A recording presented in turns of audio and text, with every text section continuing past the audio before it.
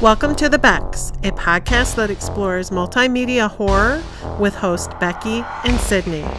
Join us as we talk about movies, books, video games, music, and much, much more.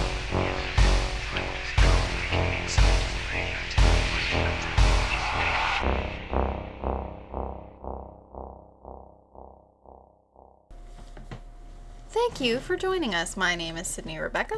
And I'm Rebecca Snow. And we're the Becks. I love doing this. Very fun. I love doing this too. We laugh a lot. So this week we're talking about Rosemary's Baby. Rosemary's Baby. Why it came out like that? I don't either, but that was funny. So I read the book. I watched the 1968 movie. Has it been remade? Didn't see one. I did not see one. Let me look. Oh, It seems like it would be right for remake 2022, Apartment 7A. But that, when I just looked it up, is a prequel. it says it's a prequel. So I do not believe it's been remade. It's interesting to me that a movie of this popularity and caliber has not been remade when Carrie has been remade like 4 times. Yeah. Strange. Yeah. Because it really is a strange movie. I would let's just do it. How about we just remake it? That would be so funny. Well, who's going to be Rosemary? You. Me? You're of childbirthing age. You're the youngest one. Okay, and you'll be... Millie. Millie. I'd be a good Millie. Minnie. Minnie. Is it Minnie? I think so. I think you might be right. I don't know. Like Minnie Pearl. Minnie. So, if you've never seen or read Rosemary's Baby, it's about a young couple who lives in Brooklyn or Manhattan. I don't know the difference. I'm sorry, I don't. It's just New York. It's in New York City, right? Like it's like a whatever. Yeah. Anyway, they live in the big city because her husband's trying to be. His name is Guy, by the way. Fucking stupid name. He's trying to be a big actor. We've talked about Guy being a dumb name before. We have. What other movie was that? It was the premature burial. Yes. Why? Hey, what shall I name my child? Guy. Well, didn't we look up the etymology of the name? And, Still dumb. And I don't even remember it. Me either. Because That is so dumb. It's stupid. Sorry to anybody out there named Guy. Good for you. No, change your name. Shame. Anyway, so Rosemary wants to start a family, but Guy does not. He said they have to get established first. He's an actor. he's a starving artist. Struggling actor. He probably kind of sucks, honestly. Probably. They are already living in an apartment, but they're looking at moving, so it's a better location for his job. Yeah, it's called the Bramford. Yeah. And that it's bigger, so they can have a nursery. Yeah, at some point. They were talking about how, like, they were living in... This is so absurd coming from someone who lives in the 21st century and knows the housing crisis. Listening to these people talk about how their 4-bedroom apartment that they're in currently isn't big enough for them. Yeah. And they want 5 bedrooms and multiple bathrooms. And it's like $200 a month or something. Yeah. I don't know if they mentioned prices. I think he did say it was more expensive than where they were, but I don't think they actually talked about prices of anything until their neighbor came over and started asking them how much their furniture cost. Nosy bitch. Yeah, 100%. So the film was directed and written by Roman Polanski, which if you know who he is... He's like a huge director. He was actually married to Sharon Tate at the time of her death.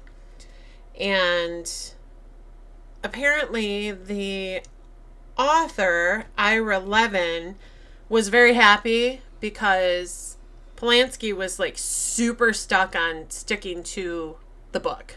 He wanted to keep the story as true to it as he could.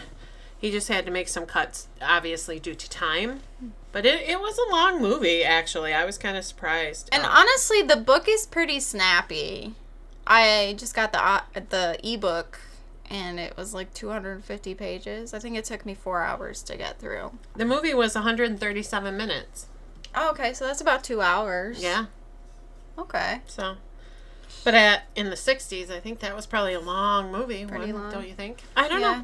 The budget was just like $3.2 million, so that's a huge budget in the 60s. I was gonna say you should find a inflation calculator. Yeah, and they actually it made $33.4 million at the box office. was a huge success. Yeah. This movie really set contemporary horror on the map. There was a foreword in the book by Chuck Palahniuk that was talking about how this book brought horror home. Like, it was no longer distant places. Yeah. Like in Austria or Transylvania or, whatever. It was in Manhattan. So yeah. It says it is widely regarded as one of the greatest horror films of all time. Full transparency, I've never watched the movie. Well, now you've got to watch it. I would like to. There is a 1976 made-for-TV sequel, Look What's Happened to Rosemary's Baby. I'm interested. And there is a book sequel called Son of Rosemary. Okay. Spoiler. So anyway, so they move into this apartment that they go see. Well, so Rosemary is from like a small town in Iowa, and when she moved away, she became kind of the black sheep of the family because she married a Protestant and didn't have 700 children right away. Super Catholic. Yeah, very Catholic family. And so when she came to New York, she was very alone, and she stayed in this apartment with a few other girls who had come in from out of state. And they all lived next to an older English gentleman named Hutch, and he kind of took them under his wing. He maintained that he wasn't a father figure to them, but he totally was. Oh, and yeah, for sure. He loved them all, and he stayed really close with Rosemary. And he was one of her closest friends. Mm-hmm. She would talk to him about stuff she wouldn't talk to other people about. And when Hutch learned that they were trying to get into Branford, he's like, you don't want to live there. Bad shit has happened there. There was some Satanists. There was cannibals. There was this lady that left her baby in a newspaper in the basement. Oh, they didn't mention that in the movie. They mentioned the twins, or the sisters, not twins, I'm sorry. The sisters that would... The cannibalistic sisters. The trench sisters. Yeah, that stole children and ate them. Mm-hmm. And yeah. So just like, it had a really bad reputation. But Rosemary and Guy had already looked at the apartment and really liked it. And they had actually already gotten a lease on a different apartment, and Guy lied. He put on his acting shoes to say that they couldn't fulfill the lease because he had gotten a big break and they were moving. Oh, see, they used that at the point where she does get pregnant and she's seeing Dr. Hill. He uses that excuse to leave that doctor to go to the other one. They just talked about how they looked at two and that this one was more expensive, but it was better. And so he didn't do that in this. So, time constraints. So, yeah, they moved in, and Rosemary worked really hard to make it her own. She bought stuff from magazines and catalogs and all this stuff. And she didn't make a nursery yet. No, she didn't in the movie either. The first night they went in, they had no furniture at all. And she immediately asked him to make love to her on the floor. Yeah, that happens in the book. And I laughed so hard because he was like, whoop, shirt off, throwing himself back, trying to get his shoes and socks off, throwing them across the room. So I was really actually kind of taken in by Guy at first. I thought he was very sweet. And loving. And loving and attentive and... seemed to put her needs first. Yeah, they were cute. They were a cute couple. They seemed happy. Mm-hmm. He got a little morose whenever he didn't get the roles he wanted or whatever. But in general, it seemed like they had a really happy marriage. And it made sense in the context of everything, because Rosemary didn't work, obviously. But in the context of everything, like, yeah, obviously he would want to have kids until he was, because actors have weird, crazy schedules anyway, so he was always I think about he wanted to be more financially secure. Wanted to be sure he could afford this child, is how they portrayed it in the movie anyways. They just weren't ready. They needed to be settled and ready to go financially. But so, like, I don't know, within the first week of Rosemary moving in, she did admit to herself that the one area in the building that she didn't like was the basement, because that's where the laundry stuff was. Did she meet Terry down there? Yes. Okay, yep. They showed her meeting Terry, and they agreed that they both didn't like the basement. And then they were going to do their laundry together. They were going to do their laundry together, and Terry was wearing a beautiful charm around her neck. Uh-huh. And Rosemary commented on it, and she said, well, it's my good luck charm. She goes, so maybe it'll work for both of us. And she was all excited, but it had a horrible smell. Uh-huh. And she's like, it has some stuff in it that's supposed to keep me safe, like some herbs or something. And that's one thing that was going on in the apartment when they first looked at it, because it was full of the previous tenants' items. Yeah, she had like fallen into a coma and died. Yeah, but she had a ton of different herbs and different plants. And then the man showing them the apartment showed that there was a wardrobe pushed in front of the one closet. Mm-hmm. And he's like, well, help me move this. I don't know why this is here. Yeah, because he was like, wait, there should be another closet. Where's the other closet? Uh-huh. Yeah. And so they moved it, and there was another closet. Which I knew was significant when I was reading it, but I kind of forgot about it until later. Because I was just like, why would she just block off a closet? That's weird. And you find out that Terry in the basement is actually living with the next door neighbors. It's an elderly couple. They took her in because she was a drug addict on the streets, and they felt sorry for her. And she was like, oh, they saved my life, and they gave me this good luck charm, and they're so good to me. And she said, well, where are you? And she said, well, I'm in this apartment, and we're what used to be the back half of your apartment, because they had put a wall up to make it 2 apartments. Yes. And she's like, oh, where the old lady used to live. Yeah, she was weird. And they talked a little bit. And then...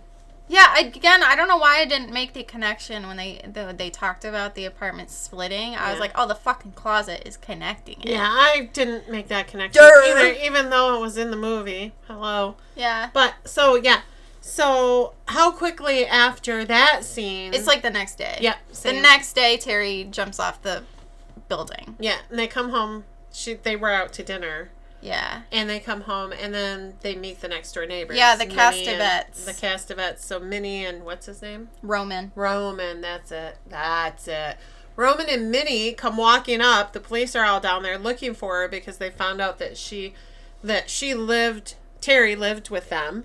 Mm-hmm. And so they come walking up, and in the movie, Minnie is just like, oh, well, I don't think she would have jumped. Why would she have jumped? And Roman says, well, she would fall into depression about every 3 weeks. She would get really depressed, and she's like, no, she wouldn't do this. She was happy, but they were so unaffected by it. They were upset in the book. It wasn't like they weren't upset. Neither of them were like hysterical or anything, but Rosemary, because it's all from her perspective, she thinks that they're upset.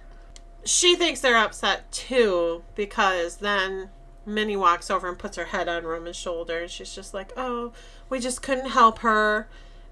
And then the next day, Minnie shows up at Rosemary's door. Yeah, and she's super nosy.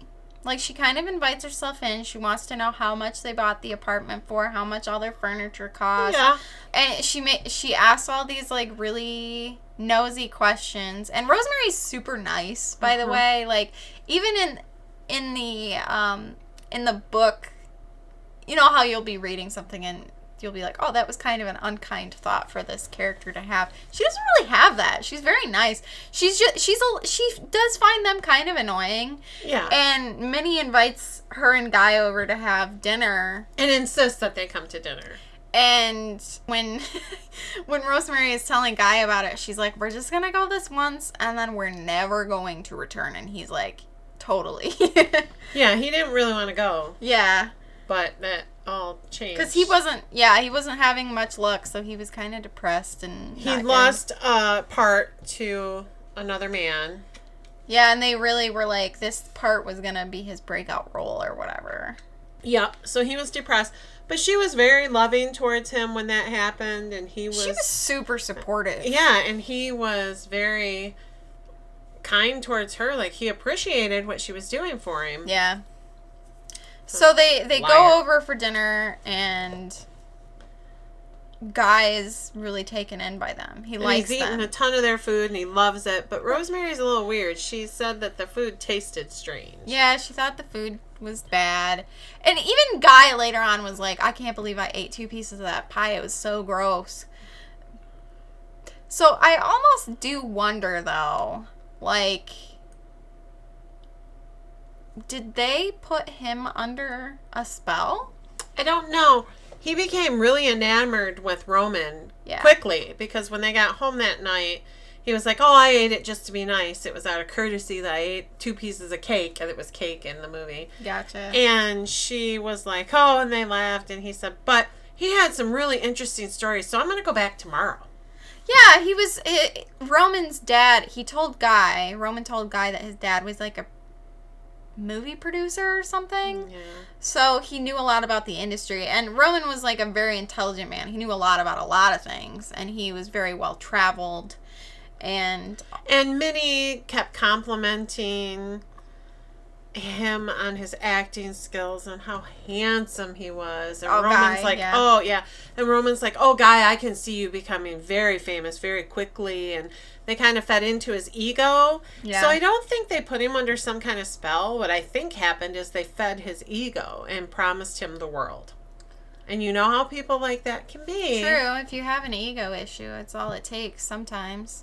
And he did have an ego issue. When he lost that part, he was angry and depressed and acted like the world was ending. Mm-hmm. But she was very, I'd say, used kid gloves on him to help him feel better. And, but no, I think what they promised him is what sucked him in. Yeah, because after that, Minnie and Roman become a huge part of their lives. Like, when they eat dinner with them all the time, their other social, like, everybody else that they used to meet with socially, they blow off and cancel and stuff like that. Not Rosemary, because Rosemary still wants to do these things, but every time Guy's like, oh, I'm doing this, or I got this to do, or mind you, Rosemary, Guy and Rosemary are a young couple, obviously. They're trying to, get pregnant here in the near future. Yeah, she's like 24. Where Roman and Minnie are in their 60s. Yeah, so 60s and 70s. So they're more like parents or grandparents to them than friends. But Guy just latches right onto them and, oh, they're my friends. They're, let's do this with them. Let's do that with them. Oh, I got good news to share. I'm sharing it with them. So it's just so funny, like, reading and watching. Rosemary's so friendly. It's like every time, like, whenever I read a book and it's from a character's perspective, you kind of ultimately are like, oh, I would have done this different. So, like, the first day when Minnie was all up in her business, I'd have been like, lady, get the fuck out of my house. Oh, yeah, I would have too. I'm so done with you. Like, and I understand it was different times and, like, social etiquette, blah, blah, whatever. But I'd be like, listen, Guy, if you want to spend all your free time with them, go for it. But that's weird, and I'm not. It's weird, and I'm not. Yeah, exactly. She didn't like the food they kept feeding her, and it was just she kept saying that it was gross. But she was always so nice to them too. It's very nice. Yeah, kind of naive in a way. I would say she definitely. I mean, think about it, like, tiny town in Idaho or Iowa or whatever the fuck, and then she marries this guy who's gonna be an actor. Yeah. And moves across the country with him. Like, that is just, whatever. But again, guy is so charismatic and nice or whatever that it's like... he seemed to really love her. And it isn't until later on that she is like, I don't know what is real and what is an act anymore. So the lead guy that he lost to, he goes blind. Yeah, he just gets this random call to tell him that the actor that got the part woke up blind. Was he waiting around, waiting for a phone call that day? Well, he was just waiting in the house. And then as soon as he got the call, he was like, oh, it's a heck of a way to get the job. And she's like, oh, that's horrible. And he said, yeah. He said, I think I need to go for a walk. And he leaves. Yeah. You know, and you're just like, oh, okay. He has to, like, process it. Which, again, is one of those things where when I initially read it, I was like, I didn't think Guy had anything to do with it. I definitely thought Minnie and Roman had done something. Because I just didn't trust them. Yeah. There's no reason. I mean, beyond the context. I did not really think about the blindness. I was just like, well, that's weird. And I have watched parts of Rosemary's Baby, but I was just like, how do you just wake up blind? I mean, I know it can happen. I've seen it. We work at an eye doctor, so I have seen people wake up with optic neuritis and lose their vision. But I was just, that's weird. But I didn't really grasp it until later. So, yeah, so he gets the part, and it's the great part, and of course it makes him famous. And that's when he's like, let's have that baby. Yeah, because she was upset he was not paying attention to her. Yeah. And he was either, working his job, or he was spending all his time with Minnie and Roman, and he knew the way to appease her was to say, let's have a baby. So she was super excited, ready. Dude, and immediately I was like, that's not a good... Nope. You shouldn't be doing that. Was there ever a time in the movie where it was like mentioned that she always was trying to trick Guy into having sex with her when she was ovulating? No. It wasn't like which is fucked up, by the way. Don't try to... It needs to be... Two people need to consent to having a baby. It wasn't right what she was doing. But it was just like how she would mark on the calendar the danger days because she thought condoms were gross. And I don't think they had the pill at that point. Mm-hmm. I'm not really sure. But also she was Catholic. So I don't think she really 100% was comfortable with taking birth control. Because it's like a religious thing with them. Oh, yeah. But he was kind of wise to it. Because she put it on the fucking family calendar, Oh, yeah, that kind of makes it in your face. But she's like, no, it'll be fine if we have sex this day. And he's like, nah, we're going to wait. So, in the book, this really bothered me. So, Minnie had brought over dessert. Yeah, because she had told Guy they were staying home. They were having dinner alone. It was going to be their night. They were going to try to make a baby. Yeah. And then Minnie showed up, and she was like, not tonight, not tonight, not tonight. She's like, he better not let them in this fucking house and he didn't. There was dessert. It was a chocolate mousse. Yeah. And but the mousse was gross. Yeah, she didn't like it. She didn't want to eat it all, and she actually didn't eat all of it. Correct. Which was good. But not good enough. So it was drugged. You don't find that out until later. But she's like, this tastes weird. It's like weird and bitter and gross. And he's like, why are you so ungrateful? Like, they're always doing stuff. And I'm like, fuck you, okay? If I don't like their goddamn shitty chocolate mousse, I'm not eating it. You can have my portion. How about that, you bitch? She told him that. You can eat it then. And he was like, you're so ungrateful. She worked out. But she, in the movie, she actually said something about, can you go get me this? And then she dumped it all in her napkin. Yes. And then she got rid of it. Yeah, she literally had a couple of bites and was like, I'm not eating any more of this. And she hid it in her napkin and threw it away. Yeah. And she had been drinking too. Like, in the book, they'd mentioned that she had some cocktails and then they had wine with their dinner. Yeah, same thing in the movie. So she got kind of sloshed. She was falling all over, and he was like, oh, that's what you get for having those drinks. Let's put you to bed. Yeah, and then she has a horrible nightmare. That a weird monster rapes her in front of a bunch of people, and there's like a lot of naked people, and Roman's there for some reason. And her husband's there. And first she's like on this ship, she thinks. She feels like she's on a ship, and she's like, oh, this is nice. And she has flashes to like being on the beach and different Catholicism things. Yeah, like lots she of asked religious the priest imagery. to forgive her, and she's like, will you ever forgive me? And he's like, of course, and makes her kiss the ring. And then she feels the beast on her, which at first she thought was her husband. Yeah. And then she feels this monster, like, beast thing. And at one point, she's like, this isn't a dream. This is real. Yeah. And she freaks out, and then she wakes up the next morning in bed naked. Yeah, and she has scratch marks on her groin area and her breasts. See, hers were all up her side in the movie. Okay, gotcha. And when she's like, what happened? Did Guy have a hangnail? Did he have a hangnail? Yeah, he said, sorry, I got a little carried away. And she's like, what do you mean you got a little carried away? Was she upset? He goes, I'll trim them next time. And she goes, he goes, I couldn't miss baby night. And she's like, so you did this when I was out? Yeah. And he's like, yeah. She goes, why would you do that? And he's like, we couldn't miss baby night. And she's like, we could have done it this morning or later today. Yeah. She said, why would you do that to me? Yep.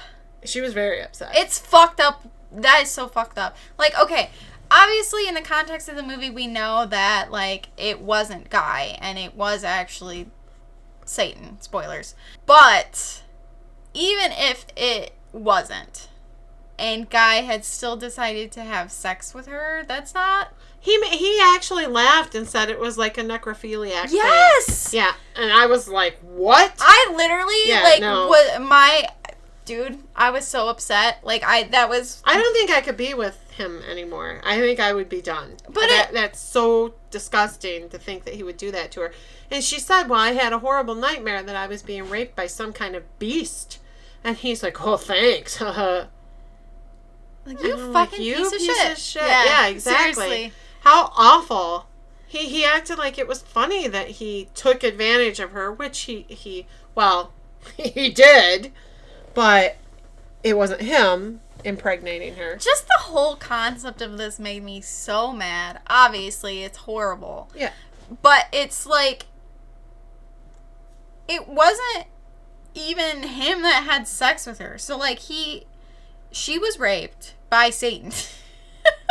Yeah. And with all these people watching, including her husband. Yeah, and it was part of this weird ritual. And it's like, okay, so not only, like, it just, the layers of it. Like, it was so fucked up to begin with. And just so you know, she did hear chanting through the wall. Yeah. More than once when they moved into the house, and they thought they were just weird singing something strange. Yeah. She gets pregnant. Immediately. Yeah. And it's a very horrible pregnancy. She is in constant pain. Horrible pain in her stomach. And she goes to, when she first thought she was pregnant, she went to a doctor that was recommended by her friends. Mm-hmm. And he seemed very concerned. She liked him. He was like a younger guy. Yeah. She thought he looked like an actor. He put her at ease. Yeah, and he gave her the news, yes, you're pregnant, and she was so excited, and Guy reacted very strangely. He was like, oh, yeah, that's great, but not like a dad that's expecting you would think would act. Yeah. So, yeah, and she immediately starts having pain in her stomach, like severe pain, to the point where it's making her sick. And so they tell her, Minnie and Roman, tell her not to take the baby vitamins. Yeah, prenatals. They start doing these concoctions, these shakes, and these pills that they have for her, and they know a doctor that she should see. Yes, he's the best doctor. He's this, he's that. He's world renowned, and so she's like, "Well, what will we tell Dr. Hill?"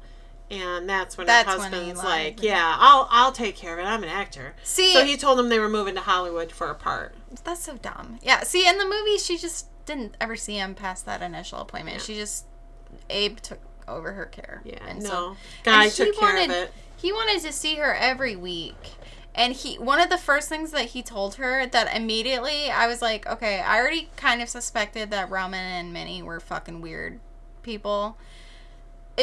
Especially because the whole rape thing, that was obviously another red flag in their direction.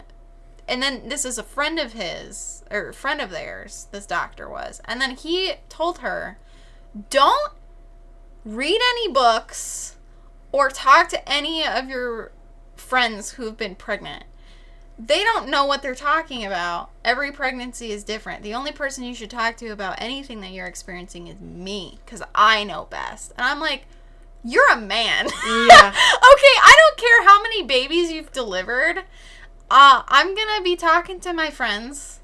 And well, when they got the news she was pregnant, Guy wanted to tell Minnie and Roman, nobody else.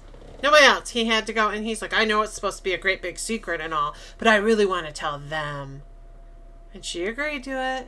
And then they basically moved into her house. They were there constantly. Yeah, like every time Minnie made her weird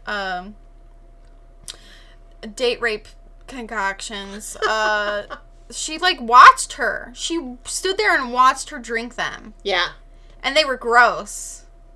And then they gave her, I forgot to mention, did they give Rosemary the charm that Terry had? Yes. So they got it back from evidence, and they didn't know that Rosemary had known that Terry owned it beforehand, because they immediately re-gifted it to her. Yeah. So here's my thing, is like, it's never super clear in the book. Were they trying to get Satan to fuck Terry? It doesn't really say that either, but I think yes. And I think when they saw Rosemary move in, they could get, and she wanted to have a family, bye-bye. Well, and Satan didn't like Terry. Yeah. So. Sorry, Terry. Pretty sure Satan probably threw Terry out the window. I don't think she jumped. No, yeah. And the thing that was bothering me, and it took Rosemary so long, and it's like, I understand, because at this point she's very isolated, because literally the only people that her and Guy hang out with are Roman and Minnie. So she hasn't seen her friends in ages. And she's super sick. Yeah. Like, she's getting dark circles under her eyes. She's losing weight. Mm-hmm. She looks awful. Yeah. And so this whole time she's like, when is the pain gonna stop? And Abe is like, any day now. I'm sorry. I'm not telling anybody I'm getting a second opinion. Like, fuck you, Roman. Fuck you, Minnie. Fuck you, Guy. Fuck you, Abe. I'm gonna go back to that initial doctor just to check. So she decides she's having a party. She wants to have people under the age of 60. They're old friends. Yes. People that, her girlfriends, things like that. So she throws this big party. And Guy's mad. Guy is mad. He does not want to have this party. He's super pissed. And Fucker. So she has all these people. Well, her girlfriends come and they're like, what is wrong? Yeah, why are you so sick? Like, what's wrong with you? And she's like, I've been having pain. And they're like, since when? And she's like, since November. Yeah. And the girls were like, you absolutely have to go to a different doctor. This is absolutely ridiculous. You shouldn't be That doctor's in pain. a quack. You have to go to somebody else. Yeah. You should not be in this much pain. Which is all true. And she's I like, don't know well, anything about pregnancy, and I know that. I'm not going to have an abortion. And the girls are like, we don't want you to have an abortion, but you need to see what's wrong, because this is not normal. This is not how pregnancy is supposed to go. Like, you should be glowing, bitch. FYI, Sharon Tate is one of the party goers. She is in the movie, too. Yeah, she makes a little cameo. Yeah. Because she was in the cast when we were looking at it this morning, and I'm like, what? What role does she play? It was just so random. So she decides that she's going to talk to Guy and tells him.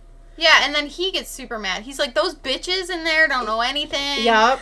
Like, and she's like, don't call my friends bitches. Dude, I am telling you. Like, this whole book made me so mad at James for no reason.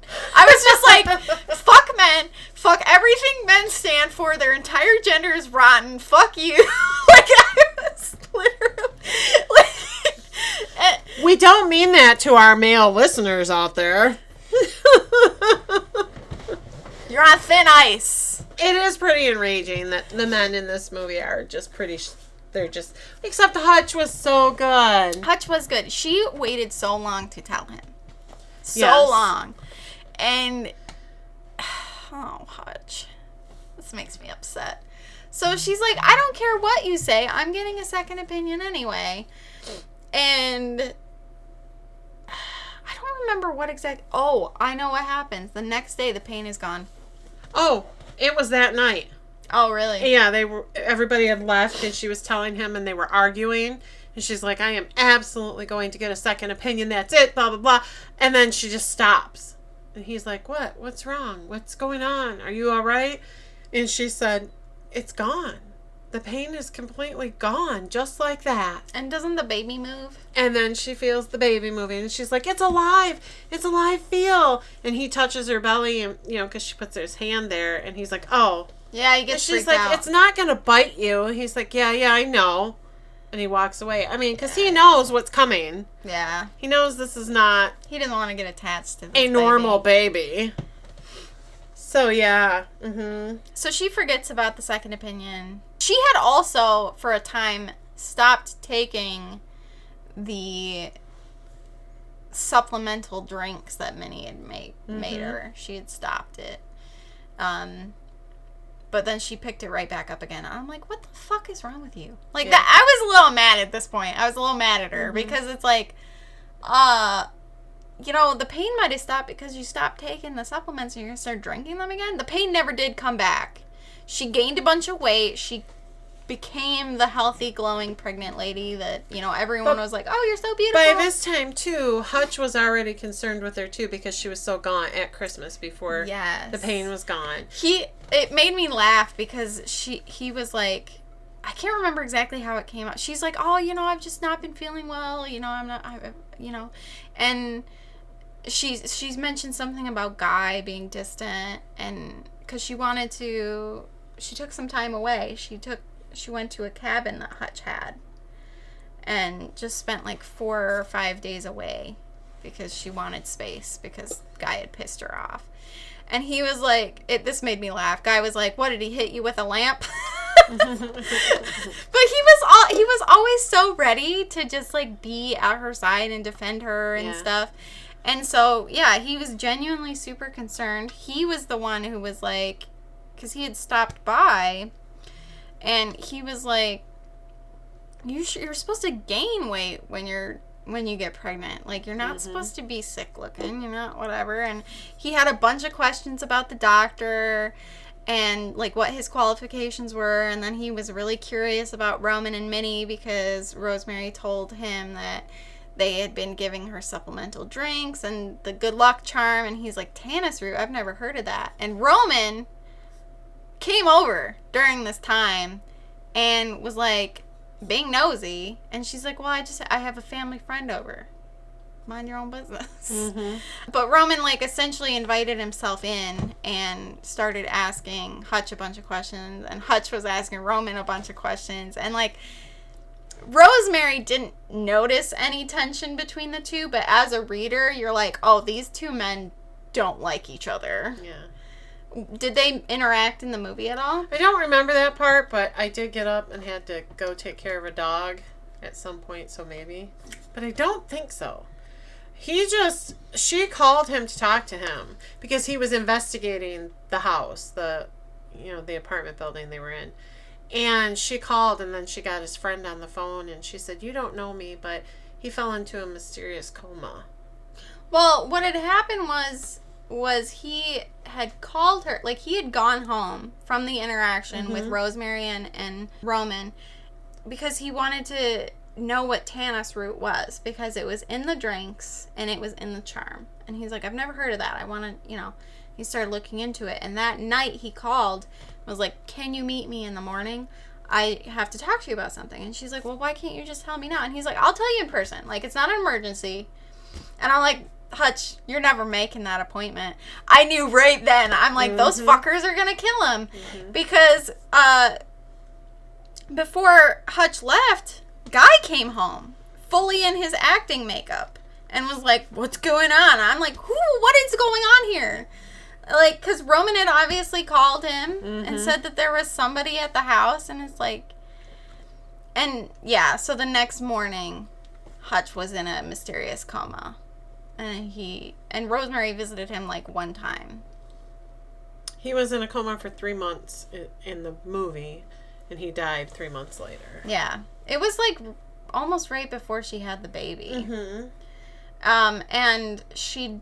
At the funeral, the lady that Rosemary had talked to on the phone but never met in person was like, oh, before I forget, Hutch wanted me to give you this book. He said it was really important. Don't you find it weird that she's so pregnant and her husband doesn't go to Hutch's funeral, who he seemed to be close to in the beginning, too? Yeah. He just doesn't go to the funeral. Guy just doesn't go. She goes by herself. She's hugely pregnant. Yeah. Like, hugely pregnant. She shouldn't be going... I'm not saying she shouldn't be going anywhere by herself, but Guy is super hands-off with her, and it's weird. Especially because of how attentive he was in the beginning. Guy, at the beginning of the book, I feel would have been waiting on her hand and foot while she was pregnant. But literally, as soon as he got that role, it was like he had a totally different personality. So she gets this book. It's something about witchcraft, like... Witches Among Us, or I can't remember the title of the book. It's right here. It was All of Them Witches. All of Them Witches, okay. And one of his dying words that he said, because he, like, woke up for, like, 5 minutes before he died, and was saying how the name was an anagram. Yeah. And that she needed to be given this book, and you promised me you'll give it to her. So, one of the things that Guy and Rosemary used to do all the time was play Scrabble. So she has Scrabble tiles, so she does the title of the book at first. And did Minnie come over and try to take the book? No, it was wrapped. Yes. I don't think Minnie tried to take She came to the door and she took it away from Rosemary, held it in her hand, because Rosemary had like a few things in her hands. And she's like, oh, what's this? And was reading who it was from and everything. And she's like, well, blah, blah, blah. I used to have an aunt named Grace or something like that. And then she's like, oh, that's good, huh? And she did hand it back to her. But I think she was checking to see who it was from. Yeah, Rosemary had said, like, Minnie had assumed it was from a girlfriend because it wasn't Hutch's name on the package. And Rosemary just let her, which was smart. Yeah. Ultimately didn't really do her any good, but... Did she come up with funny phrases when she was looking? Yeah, there were a couple of different ones. She was like, I'm losing my mind. And then, like, a lot of times she was like, oh, Hutch was also crazy. Yeah. But she figures out that it's not the book title, it's... the name. Roman Castava. And it's... I don't remember what the name was. But it was the Satanist guy's son. Steven somebody that never moved out of the apartment, apparently. So Roman Castava was the son of this crazy Satanist guy. And then Rosemary was like, oh shit, they're all Satanists, and it all like was kind of falling into place for her. Yeah. The dreams, the chanting, the behavior. And she tells Guy about it. Which, again... She trusted her husband. I mean, I guess. I get it to a degree, but he never wanted to hear a word against them. So I don't know why she would have thought that... Like, and basically he was just like, why are you reading this shit? You're, like, making yourself scared. It's just bullshit. You know, they're just old people that care about us. Yeah. And you just want to demonize them or whatever. And so he takes the book and hides it. He throws it away. And she gets super mad. She's like, how could you have gotten rid of that book? It was a gift. It was the last gift that Hutch ever gave me before he died. Yeah. Okay, she's like, I don't care if you thought that the book was giving me nightmares. You had no right. And he's like, oh, I guess I didn't. Sorry. Yeah. But, like, too late. So the anagram is for Stephen Marcato, the son of the former Bramford resident, and he was the Satanist. Yeah. So then Roman Castavat is The anagram. The anagram, yeah. Which all I could think of when I was reading this was like how kind of silly and cartoony that whole plot is. Like he just rearranged his name. Like this book is a little cheesy. It is, but it's still unnerving. No, I was all things that happen. No, it's very tense, especially towards the end of this because it gets a little crazy. What happens? Well, after he threw the book out, she started getting suspicious. Well, and then the Castivas, they end up leaving. So she goes to Abe and is like, I know who, like, she tells him that... She went to the doctor, and the doctor told her that Roman was very ill, and that he would be leaving, and it would be okay. Yeah. Because Roman would be gone within 2 to 3 months. He was dying. Yeah, so they were leaving. They were going to do their tramp around Europe, like, his last hurrah, and he's like, you don't have to drink the fucking shit anymore. I'll give you supplements, and it'll be fine. Which suddenly, supplements in pill form are fine now, when originally they weren't. Mm-hmm. Okay. And so when they're leaving, Rosemary actually feels kind of bad. Yeah, she tells him, please come back. Please Yeah. come back. Because she thinks he's dying. Yeah. Because doctor lied to her. Because there's some serious acting that goes on, by the way. Yeah. Like, all these fucking actors all around her. What is it that she finds? Like, what is it that happens? Well, she goes to doctor... How did she get mad at... Something sets her off. Guy, yes. And she packs her stuff. And she called the actor that went blind. That's right. Because she was reading in the books that she got at the store, the library. Mm-hmm. She was reading that if there's a coven, that they can cause a person to go blind, to become ill, but they have to have a personal object of that person's to make it happen.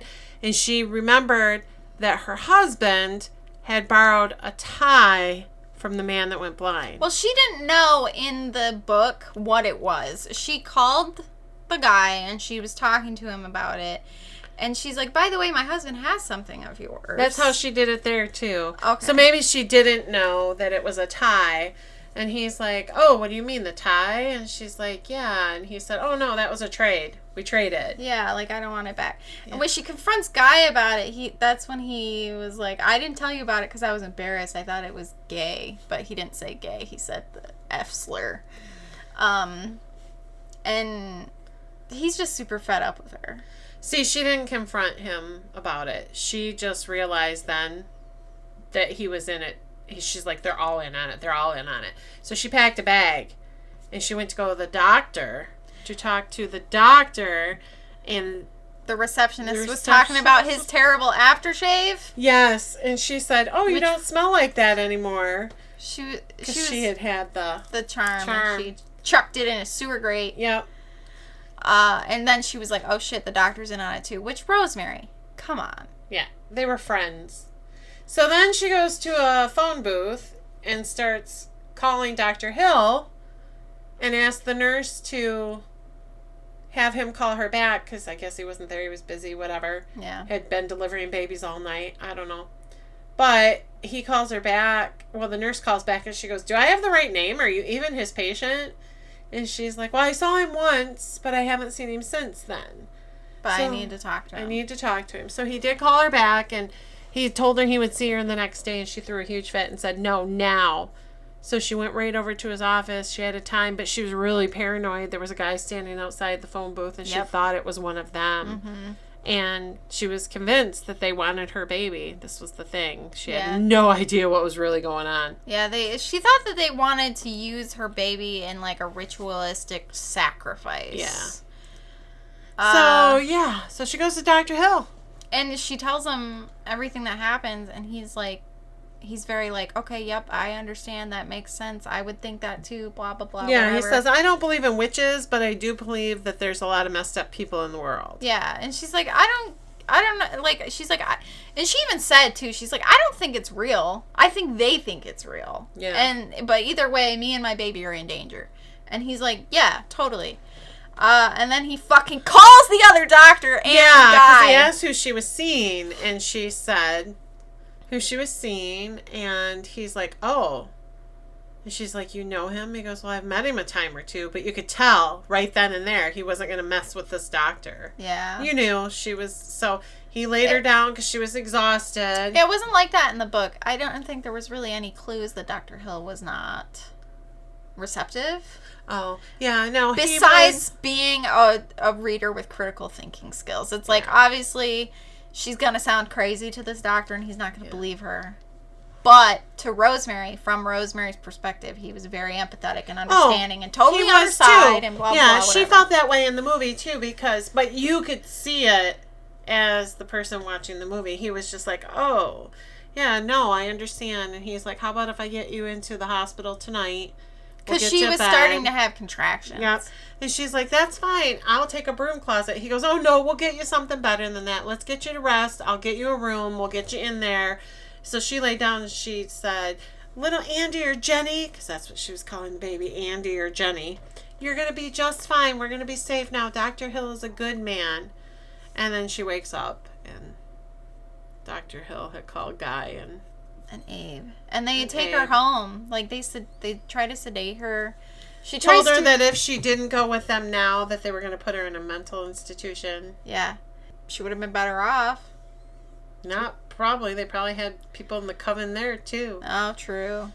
Yeah, she tries to escape, but they drug her, and she goes into labor right in her house, and she's, like, super upset about that, because obviously everything that's happening, like, the doctor betrayed her. She thinks that witches are about to steal her baby, and then she jumps in the elevator and is, like, running from them. Yeah, she, like, tries to lock herself in the apartment, but somehow they get inside. Which we realized later, of course, was the connecting closet. Mm-hmm. That's how they got inside, even though the deadbolt was thrown. Mm-hmm. And so she's stuck in her bedroom. They restrain her, and she has her baby in her bedroom. Yeah, she was passed out. They took the baby from her. And they told her it died. Yeah, they told her it was stillborn. And she doesn't believe them. She's like, you guys are Satanists, and you stole my baby. And they're like, okay, sweetie. And then they're saying, take this pill. And then there's just these fucking weird old ladies who make her pump breast milk and drug her. Yeah, and she can hear a baby crying. So she's asking if the new people in the building have a baby, and Guy's like, well, how'd you know? And she goes, I can hear it crying. He's like, oh. And then, she's pumping breast milk, and she's like, well, what are you doing with it? And to be honest, that's not how you get your breasts to dry up after you have a baby. You bind them so that way they don't produce. Yeah, I did find that weird. I don't know anything really about pregnancy. If you pump, it's going to create more. Yeah, you're encouraging it. Yeah, so the way when I had Jake, I didn't breastfeed. Sorry, Jake. Probably should have. Explains a lot. Anyway. They had me bind my breast with really tight bras, because then that will dry up the milk. Huh. So you don't pump. So she was not taking the pills. She was hiding them in the bed. She eventually in the was, yeah. bricks. But she decided to drug one of the old ladies that was like watching her. Yeah.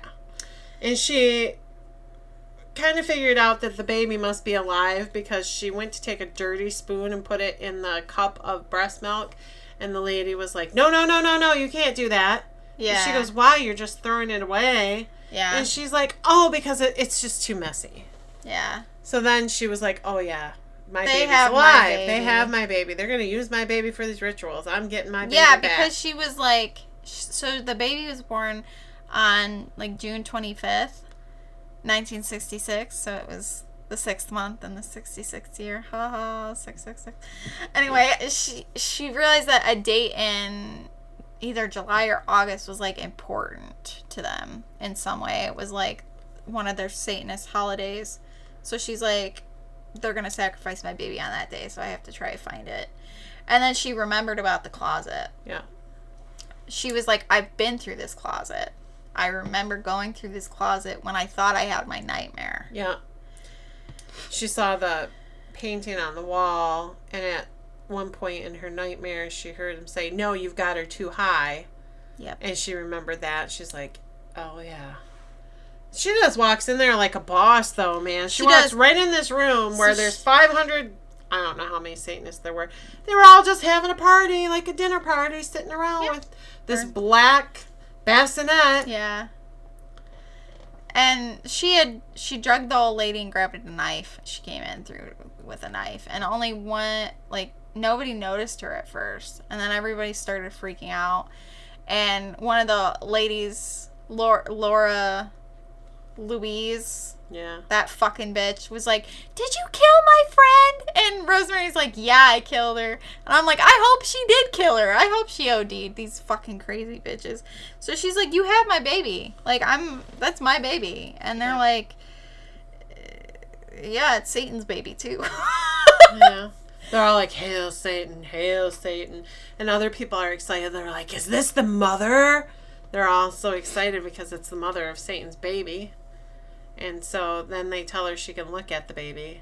Yeah, and he's got little mittens on. And she remarks that he looks totally normal, except when he opens his eyes. Apparently he has horns underneath his hair, and he has a tail and hooves and stuff. But she doesn't see any of that because he's wrapped up. And she's like... They don't show the baby at all. Really? No, they just show it's like a bassinet that's all black, and then it has a black, like you see the fancy baby nurseries with the curtains hanging down above the bassinets and stuff. Yeah. It's all black. And she just walks up and her face gets really like, and she's like, "What did you do to him? What did you do to his eyes?" Yeah, she does react poorly at first, but the longer she looks at the baby, the more she's like... See, she walks away from the baby. And then she never walks away from the baby. Yeah, she walks away from the baby, and Roman comes up and talks to her, and he's like, Minnie and Laura Louise or whatever are too old to be real mothers. You are the mother, so if you would step up and help us out, take care of your child. Yeah, you can still be in his life or whatever. She's like, and Laura Louise is like, "You should see his hands and feet." And she's just like, and so then Laura Louise is standing there, like, rocking the bassinet, like, super fast. Yeah, too fast. And the baby's screaming and crying, and she's like, "You're rocking it too fast." And she's across the room. Yeah. Rosemary is, and she's like, "What?" And she goes, "You're rocking it too fast. You're making him cry." And Roman's like, looking at her like, "Yeah." And so she comes walking towards the bassinet, and Laura Louise is like, "Roman, you need to stop her right now." And he's like, "You need to leave." And so she walks up, and she was like, smiling at him, and that's where it ends. So did they fight about the baby's name at all in the movie? I thought this was funny. So Roman wants to name the baby after his dad, Adrian, whatever, and she's like, "No, his name is Andrew." Yes, that does happen. Yes. I just thought that was funny. She's like, "Absolutely not. His name is not Adrian, it's Andrew. I'm his mother." You're not naming him Adrian. That's stupid. And then does she spit in Guy's face? Yes. And she tells the doctor too, because Abe's there. She's like, "I will spit in your face if you come anywhere near me." And Roman's like, "Get out of here." Yeah. Because Guy walked up and he goes, I don't know what he said, but he said, "Just think of all the things we're getting." And that's when she spit in his face. Yeah. Fuck you. Mm-hmm. Fuck you. So that told me that he was not put under a spell. Was True. Everything that he wanted, he was granted by sacrificing his wife and his child. Yeah. He's a pig. Well, and to be clear, they weren't going to sacrifice the baby. It was like it was the Jesus of Satan's. Yeah, he's going to take over the world. Yeah, the Antichrist or whatever. They don't say that in the book, but that's like the that's implication. Pretty much what he is, yeah. That's how the book ends. She's just rocking the baby. Yeah, she's just rocking the bassinet, and it shows her face, like, kind of looking at the baby, like, he's beautiful. Yeah, in the book, she's like, is it really so bad? Like, his eyes are a little strange, but if I raise him, how bad can he really be? Which I feel like is fair. Carrying a child? Yeah. Well, I just mean, like, nature versus nurture. That's true, but he has hooves. Okay, so? I don't know. I don't know. Just because you have hooves, so he's just... You don't know. Well, I mean, at least she'd have some kind of... But he is Satan's baby, so I don't know. Yeah, but Satan wasn't always bad, either. He was one of the most favored of angels. Not so much anymore. Not anymore. But if you're going off of, like, how they are... Like, the nature versus nurture thing. That's all I'm saying. Is I don't know. Satan's baby, I don't know how the nature versus nurture would go, but I guess, maybe. Did you ever watch Good Omens? Part of it. Not all of the episodes. I just wonder because the ending of that show was so funny because the kid who's supposed to be the Antichrist is like, why would I do anything from you? You suck. You were like an absent father. Talking to Satan. He's like, those are my real parents. Yeah, so I don't know, but is Satan going to be around? I mean, they brought him up to impregnate her, so is he going to be around? I mean, they told her she didn't have to join the coven. They did. But she could be there to help raise the baby, but, I mean, they're in the coven. What's she going to do, run away with her hooved baby? I don't know. Interesting. We should see what happened to Rosemary's baby. Probably it turned evil, because that's what happens. I'd be really surprised if it... I guess the sequel book, Son of Rosemary, isn't very good. That's what people say. I'm sure the movie made for television isn't very good either, but interested in what people... So, like, in the background... During the movie, was there, like, a lot of talk about, like, civil rights and, like, drafts, like, people burning their draft cards and stuff like that?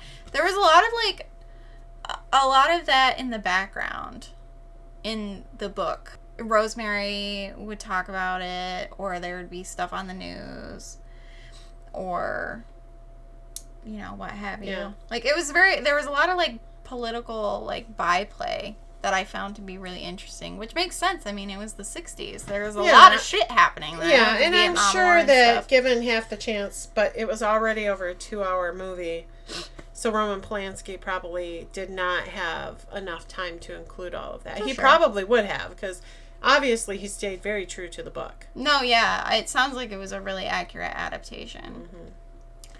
And we had talked about this earlier.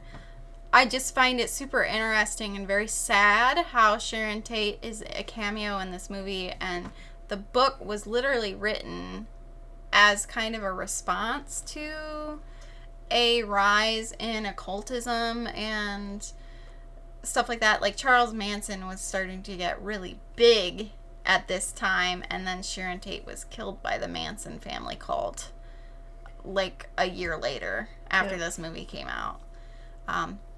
And she was pregnant at the time. Yeah. Devastating. Devastating. Truly horrible shit. Vicious and evil. We saw some of the crime scene photos at the Museum of Death in New Orleans. That was fucking awful. Yeah. No, that was super bad. But, you know what? With this movie, it's obvious how prolific it was because...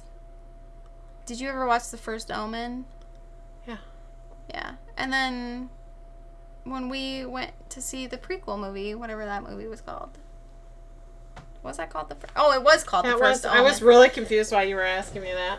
So the original Omen is what you were talking about. And then we went...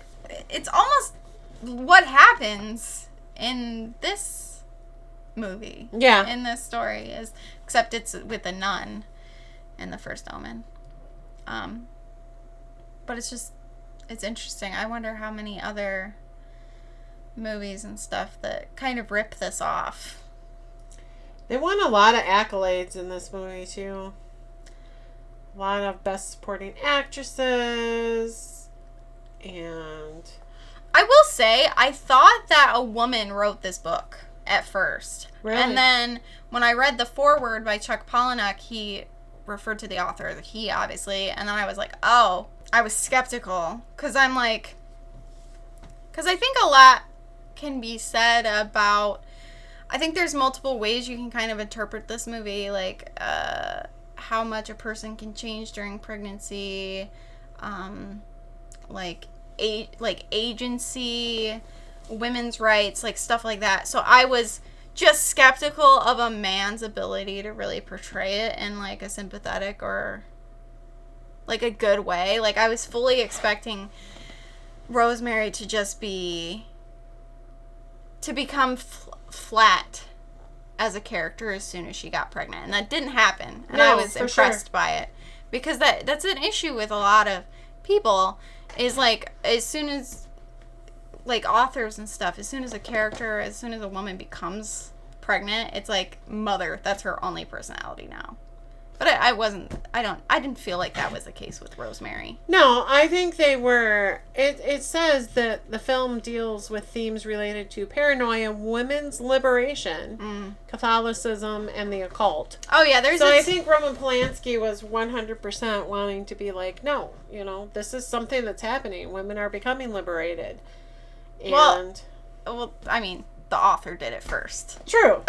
But I think for Roman Polanski to actually keep it in the movie. Yeah, true. Because how many directors do you see that are like, okay, in the book they're a very strong-willed woman, but then in a movie they make them a little more meek and mild and weak. Take away that from them.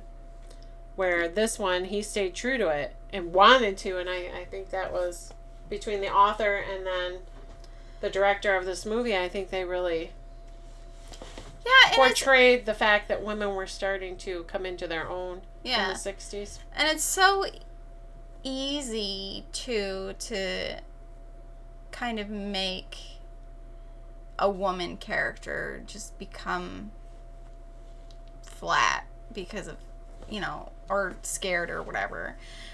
Rosemary was a strong woman, but she was incredibly feminine at the same time, too. It's like there's such a divorce in Hollywood for having a strong female character and then being at all feminine, which pisses me off. It's like, why does every strong female character have to, like, hate wearing dresses? It's like, yeah, I agree. It's just that's like an easy, stupid stereotype, but it's so common. It's like you can have a strong female character who wears skirts and heels. Like they don't have to be divorced from each other. And that's one thing I really liked about Rosemary as a character, was she was super feminine and she was very womanly, and she really was looking forward to becoming a mother, but she was also very opinionated, and she liked voting, and she talked about civil rights with her friends, and she spit in her husband's face. Well, I would spit in my husband's face too if he had drugged me, let Satan rape me, and all for his acting career. Yeah, let me give birth to Satan's child so he could be a famous actor. Yeah. And then literally comes up to me and says, well, I know it was rough, but look at all we're getting in return. Okay. So sacrificing me, possibly getting me killed, because who knows, it's Satan's baby. You don't know what was going to happen. Yeah. And coming out hoof first or whatever, coming to me and promising me that you're going to give me a child that I'm going to adore and love, and this is what you do to me? Yeah, one of the first things she says when she wakes up and they tell her that the baby's dead, quote unquote, he's like, we can make another one. What the fuck? Yeah. And I know that there are men out there who have said similar shit, but it's like, that is not even remotely close to the point of anything. No, when you lose a child, and I was only 12 weeks into my pregnancy when I lost mine, but that child is never replaced. I still think about, okay, so this child would have been, Keegan was conceived 3 months later, so I kind of know, this baby would, they would have been, because I was pregnant with twins, they would have been born right around Jake's birthday, because they were due in February. So I think about that, and then you have other parents that have given birth and had them either die shortly after, or you don't replace a child with another child, no matter how far along you are. That child, that baby, that, once you know you're pregnant and you feel that elation that goes along with it, if that's what you want in your life, when you lose it, you're not replacing it. That's why they're called rainbow babies. It comes after the storm. Yeah. And you're not replacing the child you had or the child you thought you were going to have. Yeah. So I hate it when people say that. Oh, we can just have another one. But you can't have that one. You can try again. Yeah. It's and again, I know this is coming from someone who's never been pregnant, never will be pregnant, never has lost a baby or anything like that. It still doesn't take a genius to understand that that is a shitty fucking thing to say. Yeah. Oh, you can try again. It's like, I didn't want to try again. I didn't want to ever have to try again. I wanted that baby. Yeah. What the fuck? Yeah. Yeah, and you're terrified. You're terrified for the next pregnancy because you don't. So, like, when I was pregnant for Jake and everything went well, it was like the best pregnancy in the world. I was like, whatever. I was much older when I had Keegan. I was 6 years older, so I was in my 30s. So much older. Oh my gosh. Well, you know, geriatric. For me, most people had their babies young. As I'm getting older, I have a lot of friends that have had babies later, and that's become a more norm thing. But when I was growing up, people that age, 30, not so bad. But as you get older, it was like, oh, now it's a commonplace thing. People later in their 30s or even 40s are having babies. Mm-hmm. But I spent my entire pregnancy with Keegan being terrified. Anytime I felt a weird twinge, I spotted when I first got pregnant with him, like in the 6th week. You're terrified. So for people to say you can try again, it's like, yeah, I can try again. Be scared the entire damn time. Thanks. But yeah, so no, her husband was just a jerk. He was he sacrificed her to Satan, so whatever he said to her, it didn't matter. It could have been the nicest thing. You're the most beautiful woman in the world, and I love you, and look at what you created. And I still would have spit in his face. Yeah. Evil, vicious man. For a shitty acting career. Again, Exactly. I just want to reiterate, like, this man was just an actor. Yeah.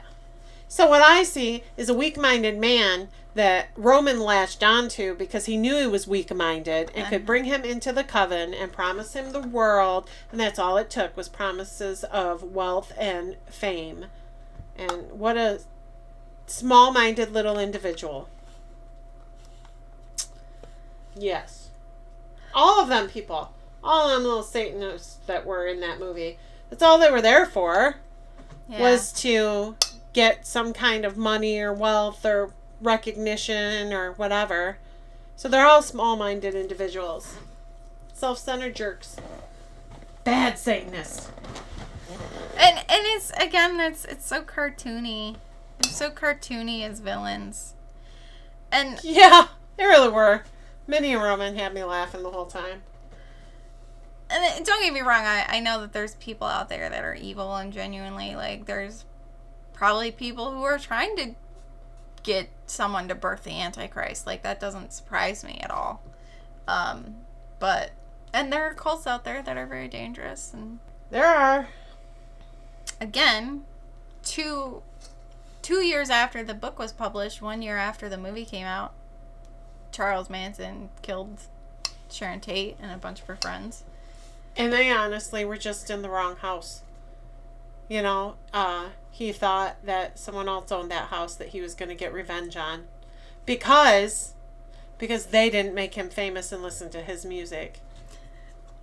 Yeah. I've never listened to any of Charles Manson music. I'm Me sure it either. sucks. I'm sure it sucks really bad. You know who has an album called Satan Takes a Holiday? Anton LaVey. You should give that a listen. Oh boy. We're gonna talk about Anton LaVey some other time, but Rambling on we go. Yeah, it's just, we meander. Great book. Good movie, really good movie. I enjoyed it. Mia Farrow is a beautiful young woman. I didn't realize how pretty she was. And she's a great actress. Mm-hmm. I think that if you're not into reading, you can definitely just watch the movie. If you are interested in the book, it is an easy read.